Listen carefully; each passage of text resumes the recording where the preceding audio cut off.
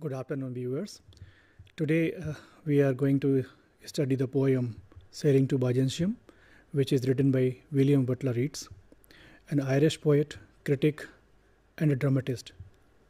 So, before starting the poem, let us talk about the arena of, or you can say, the duration of Yeats' poetry. So, as we can see, the poetry written by W. Yeats is very much influenced by the symbolism and the poetry of Renaissance and the poetry of Romantic Age. During his time, he has seen the World War First. So, in his poetry, we can see the turmoils and the tensions given by the World War First. World War First was beginning was in the 1914 to 18, and which created a huge impression in the mind of the writer, the poet William Butler Yeats. As the poem was written, The Sailing to Byzantium, it is written in 1926. So he has the clear picture how the world is fading or the decaying, and how the new order of world was shaping up. So he has seen the influence of the greed, violence, and the destruction of those days. So in the later part of the discussion, we will see how he is trying to find out the solution to the problems he has seen in his time. So W. Yeats is a prominent figure, and he has created a lot of efforts while making the youth, or bringing the youth in the right order. So in that process, he has brought a cultural nationalistic approach in his writing, and he was trying to give some ideas and methods how the youth can be brought into the right direction. He has also started the Irish literary revival, in which he gave some ideas, and he has taken the help of the ancient books and Greece mythology, island mythology, through which he was trying to give the message to the youth. In his time, he has also started one society, that is National Literary Society, through the literary works given by some other writers, and as well as his own writings.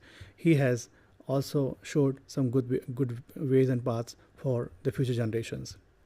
He was awarded a Nobel Prize in 1923 for his contribution to the literature, particularly in Ireland and as a whole the world. The Sailing to Byzantium is a journey made by an old man who is fed up with the turmoils and the style of living of those days, and he wanted to sail to a new city, that is Byzantium.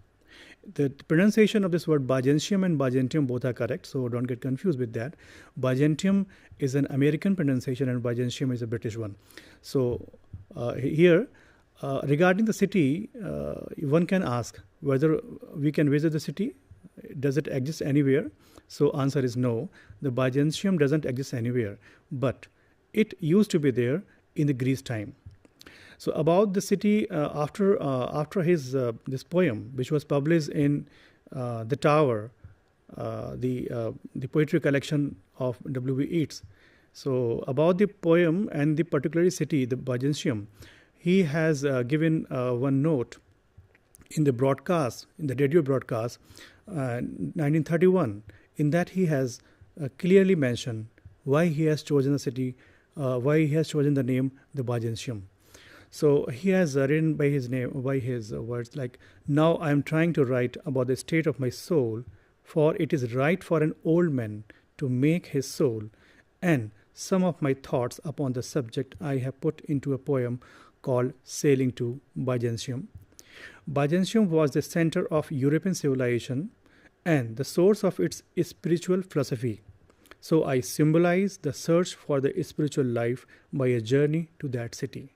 Here he It is worthy to mention here that when he wrote this poem, he was around 62 years.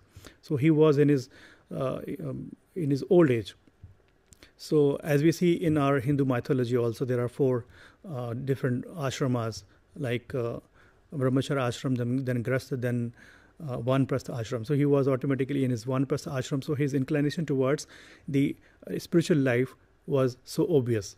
So that's why he has chosen this journey to Byzantium, through which he was trying to live a new life, and he wants to attain the immortality, because he wants to deny the mortal world and the life full of greed, desires, and he doesn't find any solution in that. That's why he wants to move to the next path of the life, that is the spiritual life.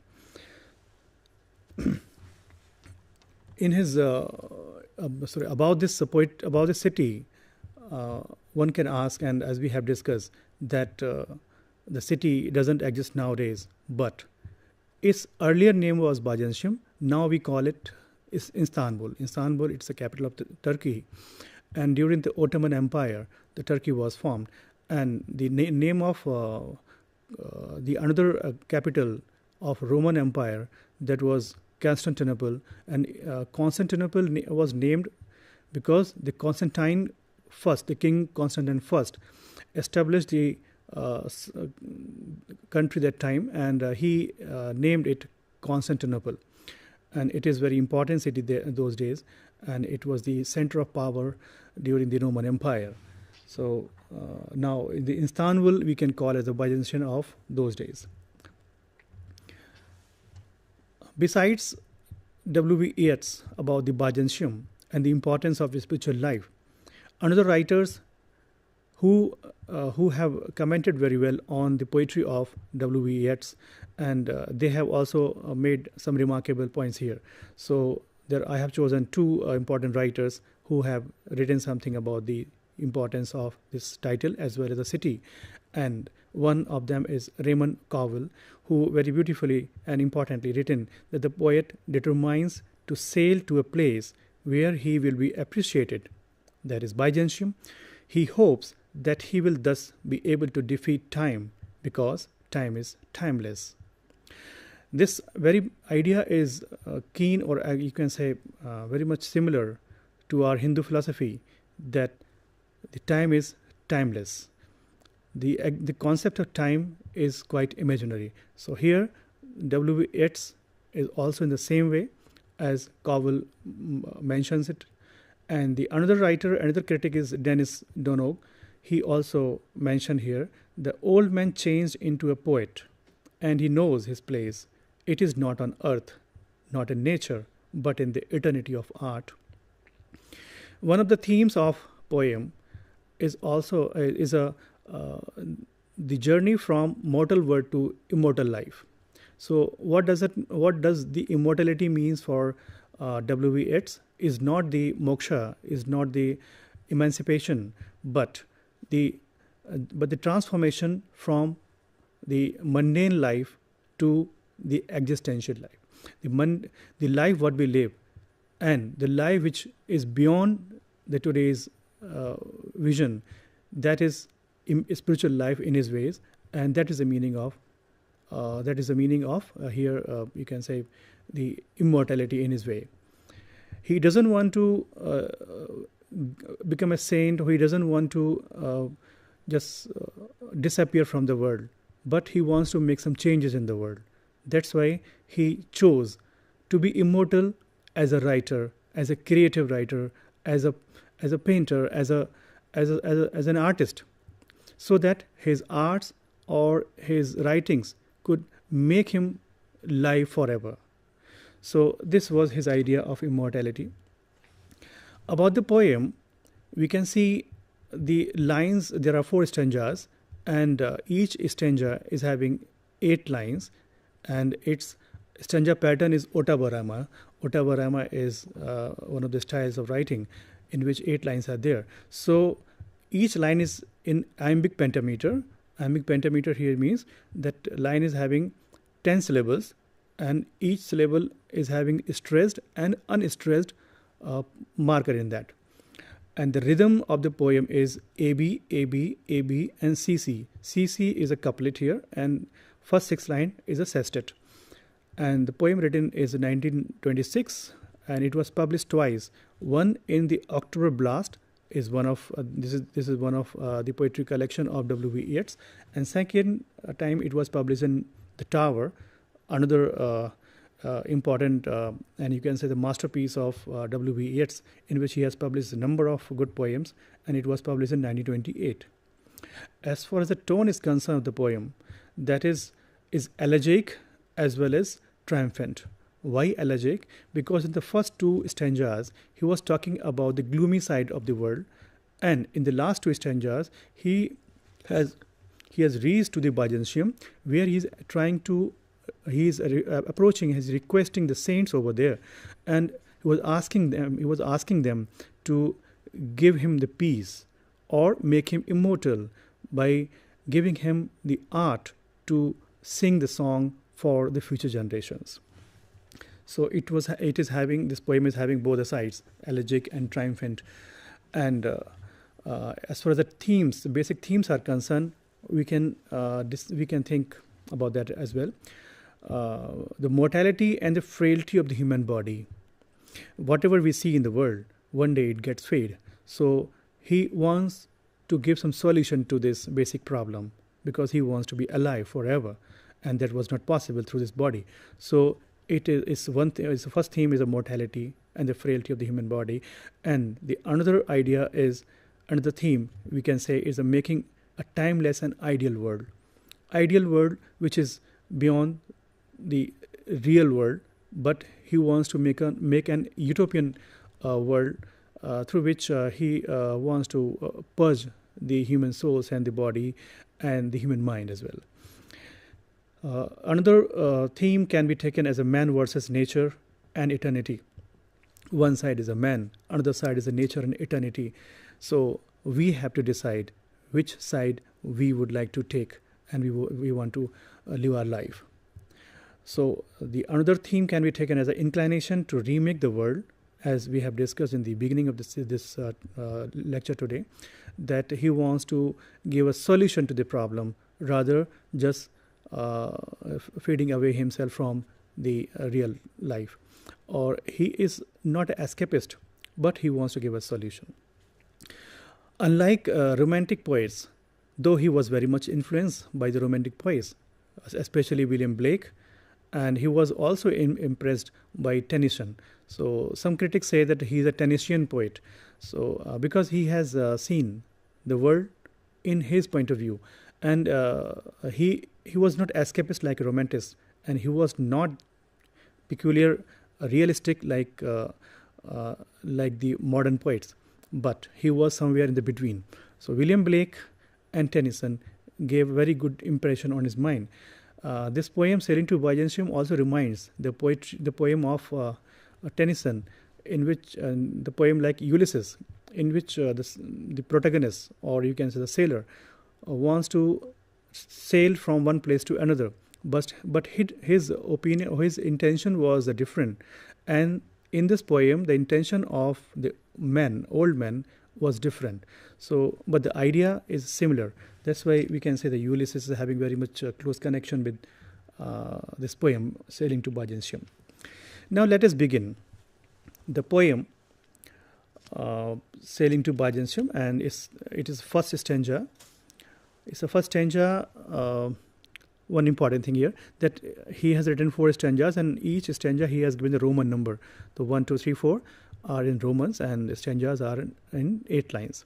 The first stanza, which is starting with the word "that is no country for old men," is very crucial line here, and that gives the complete sense or meaning of this poem.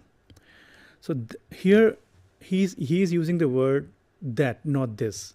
It means he has already started his voyage towards Byzantium, but somewhere from the point he can easily see the place of Ireland. He was from Ireland, so he can see the world he has already left, Ireland, And he is mentioning from there that that is not country for old men, because the new people, or you can say the youth of that country, they are very much engrossed in the merrymaking, or you can say some artistic things, but they were not thinking about the life beyond life.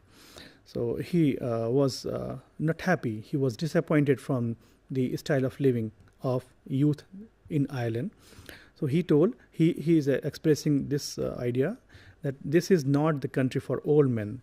The young in one another's arms, birds in the trees, those dying generations at their song. The salmon falls, the mackerel crowded seas, fish, flesh, or fowl, commend all summer along. Whatever is begotten, born, and dies, caught in that sensual music, all neglect, monuments of unaging intellect. Here you can see that the young in one another's arms, birds in the trees. Everybody is so much involved into some trivial things and ephemeral things which do not have any good impression for the future. But people are very much happy in their lives, happy in a way that they were engrossed in the sensual pleasure only. So these all people he is considering as a dying generations because they are fading, they are to decay one day, but they are forgotten, they are not thinking about that. He has used very good symbols here, that salmon falls, the mackerel crowded seas. Salmon is the name of a fish, mackerel is another fish. All everywhere, whatever we see, like fish, flesh, or fowl. Fish, flesh, or fowl is an idiom. Like whatever we can see on this planet is covered through this idiom. Fish, in Hindi we can say the jalchar fish, or flesh, thalchar, and fowl is a bird, particularly chicken. So here jalchar or thalchar or navchar, whatever we can see existing on this planet, all are involved into that trivial way of living. Whatever is begotten, born, and dies, whatever we can see all around us, they all are involved into these simple things. And they are caught in that sensual music, and they are neglecting monuments of unaging intellect. They are neglecting the important knowledge, you can say. They are involved into the Maya, an ephemeral thing, but they are not thinking about the awakening knowledge, that is Paravidya in Hindu mythology. There are two Vidyas, Para and Aparavidya. Aparavidya here means for whatever we are learning through our schools, through the teachers, through the people, that is Apara. And Para, that goes beyond the existing world and reaches to the spiritual life, spiritual world. So in the first stanza, he has set a tone here that he is disappointed from the people living in the island and the world around. Second stanza starts with the idea that idea about the old age, old people. An aged man is but a paltry thing. Paltry here means worthless. As we see in the today's life, that the youth do not give respect or do not understand the contribution to of our old people. And similarly, in those days of W.V. Yeats, he is also considering that the old people are considered as a paltry thing. They have no worth on this planet. So an aged man is but a paltry thing, a tattered coat upon a stick, a tattered coat that resembles a scarecrow.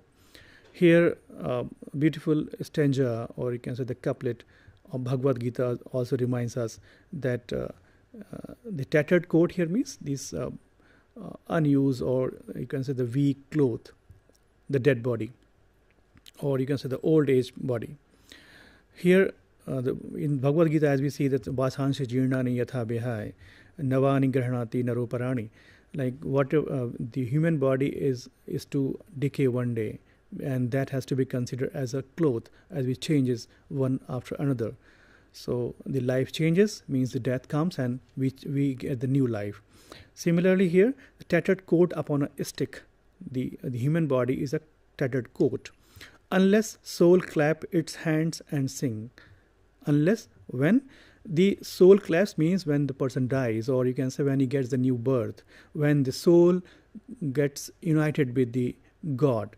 So till that moment, the tattered coat remains there, means the body remains there, and one day this has to decay, this has to end.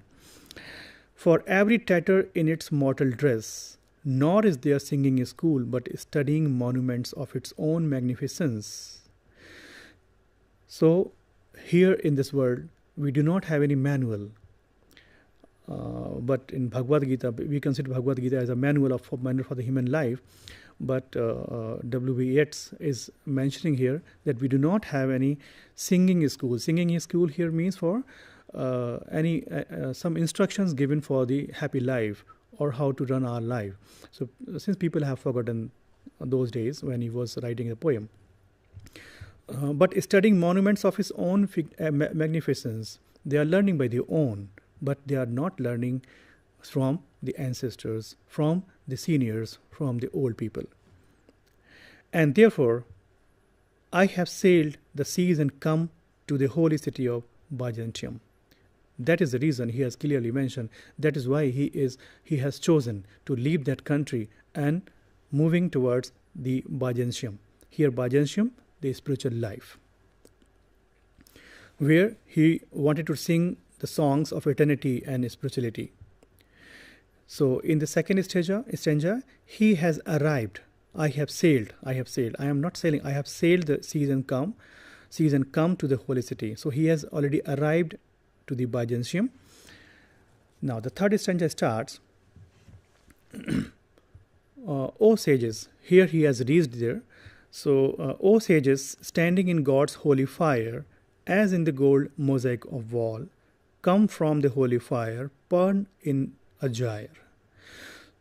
God's holy fire is, you can say, they are purified souls. Since he has reached to the Byzantium and he is seeing there, some saints are standing, some sages are standing over there, and they are in the God's holy fire. So they have been purged, they have been purified. Now they are being looked as a gold mosaic of a wall, as if they have been painted on the wall. They are so much purified, just like gold. And burned in a gyre, and he is requesting them that please come forward.